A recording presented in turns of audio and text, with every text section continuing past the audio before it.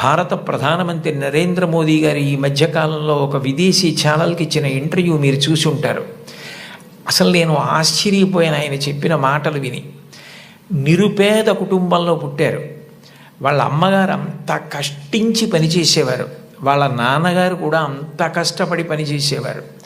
ఆయన ఆ ఇంటర్వ్యూలో ఒక మాట అన్నారు, అసలు నాకు బూట్లు వేసుకోవడం అంటే తెలియదు, కానీ బూట్లు లేవన్న పేదరికం మా మనసుకి అందకుండా మా అమ్మ పెంచింది.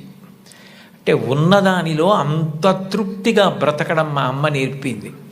మాకిది లేదు, మేము చేతకాని వాళ్ళం, మేము వెనకపడిపోయాం అన్న భావన కలిగితే ఉత్సాహం రాదు.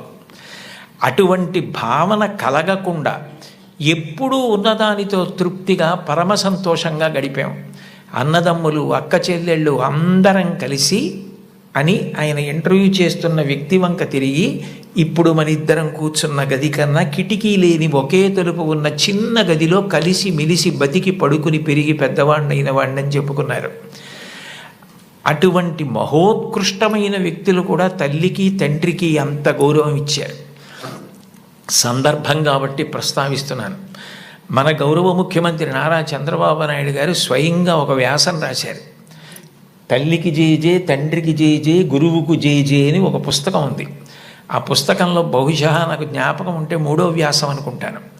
ఆ వ్యాసంలో ఆయన ఒక విషయం ప్రస్తావన చేశారు. వాళ్ళ అమ్మగారి పేరు అమ్మಣ್ಣమ్మ గారు. ఆవిడ చిన్నతనంలో చంద్రబాబు నాయుడు గారిని పిలిచి ఒక కథ చెప్పారట. ఒరేయ్ నాన్న, మనిషి కష్టపడాలి. ఎందుకు కష్టపడాలో తెలుసా? ఒకరింట్లో ఒక పంది, ఒక నక్క 2 ఉండేవి. ఆ పంది చాలా కష్టపడి పనిచేసి మధ్యాహ్నం ఇంటికి భోజనానికి వచ్చేది. నక్క పని చేయడం మానేసి చెరుకు తోటల్లో తిరుగుతూ ఊళలు వేస్తూ వచ్చే ముందు బురదలో పొర్లాడి వచ్చేది. పంది ఒళ్ళు కడుక్కుని వచ్చేది. ఇంటికొచ్చి శుభ్రంగా ఉన్న పందిని చూసి ఇదేం పని చేయలేదనుకుని మంచినీళ్లు మాత్రమే పోసేవాడు యజమాని. నక్క ఒంటి నిండా బురదంటించుకోవడం చూసి ఇది బాగా కష్టపడింది అనుకుని బాగా దానికి తిండి పెట్టేవాడు. మోసం ఎన్నాళ్ళు దాగుతుంది? కొన్నాళ్ళకి ఎవరు కష్టపడుతున్నారో తెలిసిపోయింది. తెలిసిపోయిన తర్వాత నక్కని కొట్టి తరిమేసి పందికి తన పిల్లనిచ్చి పెళ్లి చేసి ఇల్లరికం అల్లుడిగా తెచ్చుకున్నాడు రా. ఇంటి పనివాడు ఇంటల్లుడయ్యాడు రా. కష్టపడినవాడు వెనక్కి తిరిగి చూడడు జీవితంలో. కష్టపడడం నేర్చుకో అని మా అమ్మ నాకు చిన్నతనంలో చెప్పింది. మా అమ్మ చెప్పిన కథ నా జీవితానికి దిశానిర్దేశం చేసింది. ఆనాటికి ఈనాటికి ఏనాటికి నాకే కాదు మా ఊరంతటికి అదే భగవద్గీత. నేను యథాతథంగా ఆయన వ్రాసిన వ్యాసంలో మాటలే చెప్తున్నాను. ఆ మాటలే నాకు స్ఫూర్తి. ఇప్పటికీ కష్టపడడం నాకు అంత సంతోషం. ఆ కష్టపడడం అన్నది నేను మా అమ్మగారి దగ్గర నేర్చుకున్నాను. ఆ కష్టపడే ఇవాళ ఈ స్థితికి వచ్చాను. నేను ముఖ్యమంత్రినైనా మా అమ్మగారు మాత్రం మా ఇంట్లో గట్టిగా 3 రోజులు ఉండడానికి ఇష్టపడేది కాదు.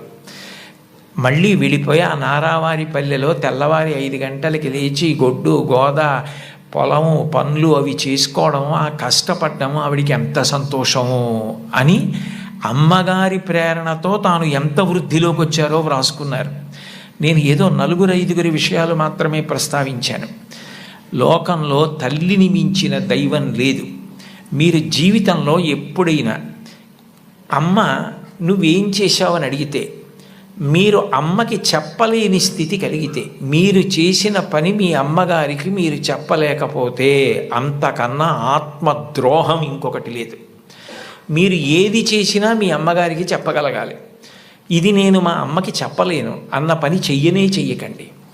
మీరు ఒకవేళ తప్పు చేసినా మిమ్మల్ని క్షమించడానికి సిద్ధంగా ఉండే మొదటి వ్యక్తి ఈ ప్రపంచంలో ఎవరైనా ఉంటే అమ్మే. అమ్మకి చెప్పకుండా ఉండకండి. అమ్మ ఒకవేళ మిమ్మల్ని దెబ్బలాడి ఇక పైన ఇట్లా చెయ్యకు అంటే ఇక మళ్ళీ ఆ తప్పు చెయ్యకండి. మీరు పిల్లలు కాబట్టి ఒకసారి చెయ్యొచ్చు ఎప్పుడైనా, కానీ పొరపాటు జరిగినా మీ అమ్మగారికి చెప్పండి, వద్దంటే మాత్రం చేయకండి. బహుశా కుటుంబం దగ్గరే నైతిక విలువలు మొదలవుతాయి. కుటుంబ విలువల గురించి ప్రస్తావన చెయ్యండి అని చెప్పి తన అనుభవంతో ఆయన నాకు సూచన చేయడానికి కారణం అదే అయి ఉంటుంది.